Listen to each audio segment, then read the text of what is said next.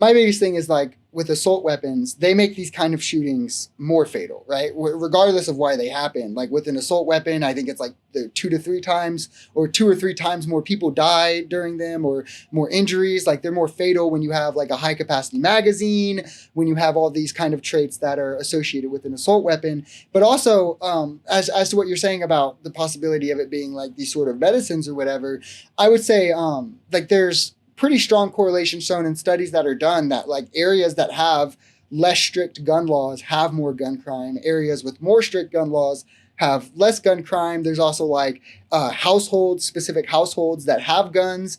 People in that household are more likely to be a victim of gun violence. So there's a pretty strong correlation tying guns to gun violence, which would be my argument.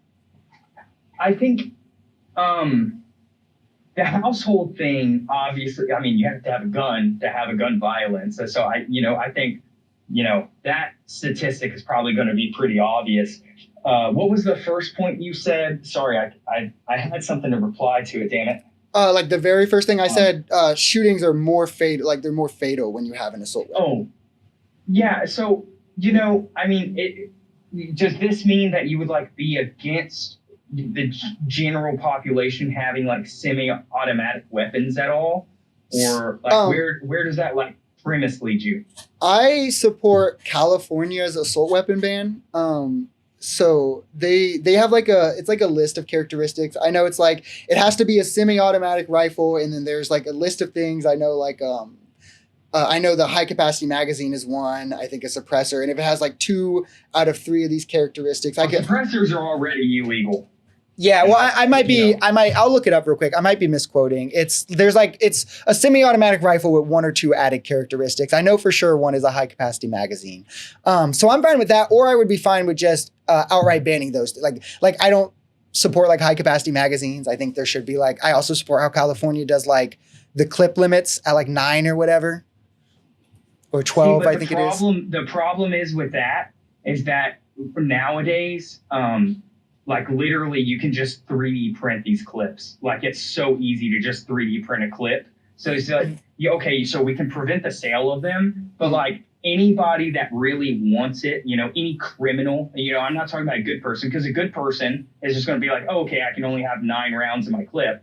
Okay. But like you can just 3D print the clip. If you want a 40-round clip, you just print it real quick. Sure. Well, so you got it. My response to that would be like, I understand there's not going to be one measure that's going to completely reduce crime, but even if it reduces it by 10%, I would say that's worth it, right? Wouldn't you like a 10% in the right direction? It's still, you're taking steps in the right direction, right? The argument would be though, that it would reduce it by 10%, and if you could like prove that would be reduced by 10%, I would probably be forced to agree. Like there are certain limitations that we probably could put, like, for example, background checks whenever you go to buy a weapon. As I say, I have a lot of studies linked. Because I do these debates pretty commonly, so I try to have like some things ready. Sure. I have like a lot of different things linked with like background checks. A study that shows in multiple states like 11 to 15% decrease permit to purchase. Background checks. My whole thing with background checks though is that it cannot be linked to a government like registry. So like the background check is like not independent like of government anywhere. Yeah. I guess I wouldn't care about that. That would be fine for me. I understand, I guess, why some people would have friction for that.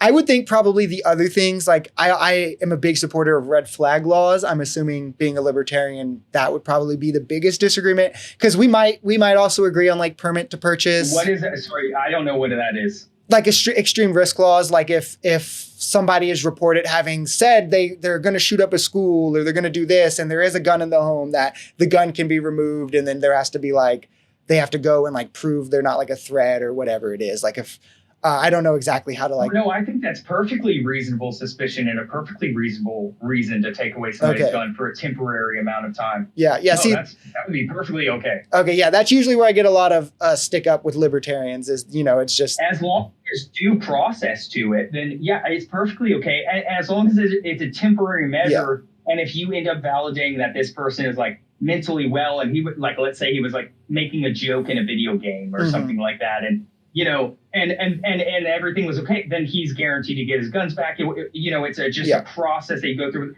And I think any conservative that's against that is just being a little bit ridiculous. That seems perfectly reasonable. Yeah, and it would be like in like a psych evaluation or something, and if you pass that, then we'd be in agreement there. We'd probably just disagree then on like assault weapons. What do you think about people with like diagnosed like mental disabilities or something? Do you think that like anger issues, depression, those kinds of things, should they be able to get a gun? No questions asked. Should there be added restriction? Should it be completely banned? What's your position there?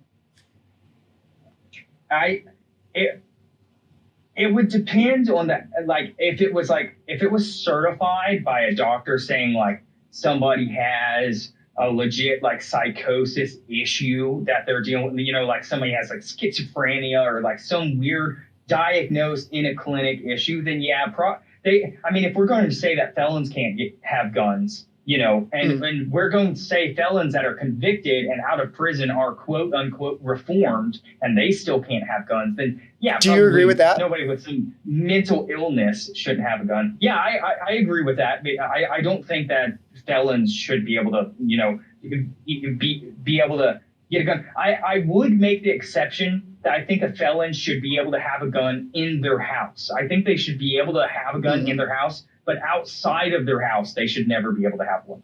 I could agree with that. I could also I've never thought about like nonviolent, like if you have like a tax felony, I could, I would maybe be indifferent about that, but also I could see then trying to get, differentiate, getting lost in the weeds, but. I might be wrong about this, but I think that is a thing in the law right now. Like if you have some like completely non-violent felony, I think you can still like go through some sort of process to be able to own a gun. I might be wrong about that. I feel like I read something about that a few years ago. I don't know. What do you think about mandatory training? Oh, no, I hate mandatory training. I hate all of that stuff. Okay. I mean, so we definitely disagree a little there. You don't think people should be trained? Well, okay. No, and it's the same here. I really love this example. Mm-hmm. If somebody is, let's say that somebody was an engineer all their life. They worked at Halliburton and did engineering at Halliburton for 45 years, and they're retired now. Mm-hmm. Do you think that person should go and should be required to go and get a college degree in order to teach students about engineering in high school or college settings? Okay, I'll respond to that. Are you a what's his name? Are you a James Fishburne guy? Are you a fan of? Do you know who that is? I don't know who that is. Okay, that's so funny. I just saw him on Twitter. He's like a big libertarian guy, and he just posted this. So that just kind of threw me off for a second. Oh, interesting. Cool. Great minds think alike. Yeah, so when he saw that was actually, I've actually been thinking of that. And I've gone back and forth. My initial gut reaction was yes, in all honesty, was like, yeah, he should definitely still have to. The more I've thought about it, the more I'm like, maybe not. But then it's like, what if he was bad at his job? Like that is the holdup that I have, is like, you can work at a place for that long and still be bad or not have the aptitude to teach, right? I also think like knowing and teaching are two different skills. Being able to like fillet your knowledge in a way that people who don't have the same level of knowledge can understand it. Not everyone can do that. That's kind of my stick, but I get the point of what you're saying. The real rebuttal I would have in terms of like the substance of the conversation we're having is, would you have the same idea or the same principle for someone with driving? Like when they're 16, if they'd been driving since they were 8, with their parents, would you still make them get a driver's license? Here's an interesting thing. In Texas, this is still law today. Mm-hmm. And this is how I got my driver's license, is that my dad signed up in the thing for him to be like, all you have to do is like kind of register in Texas. And it's basically like homeschooling for driving instructors. So my dad just took me around, drove me around, and then told them I was good to go. And I got my driver's license. I still had to do a written test, but I never had to do any type of like driving test or anything like that. My dad qualified me for it. I mean, even that's kind of insane. Even that I think would you think that's insane for everyone? Yeah, I don't, because like, dude, think about it. Driving, it's not an insane thing for a 16-year-old. I mean, if we're going to say 16-year-olds are allowed to drive, it's not that hard to learn, bro. You know, it's not the most like demanding thing. As you learn the basics, you're pretty much good to go. I agree it's not the hardest thing to learn, but it's an extremely dangerous task to perform, which is why we should want some standard of knowing that those who do it are going to be safe while doing it, right? Like, I mean, like, I guess if you don't agree, I would have assumed that you would agree with that.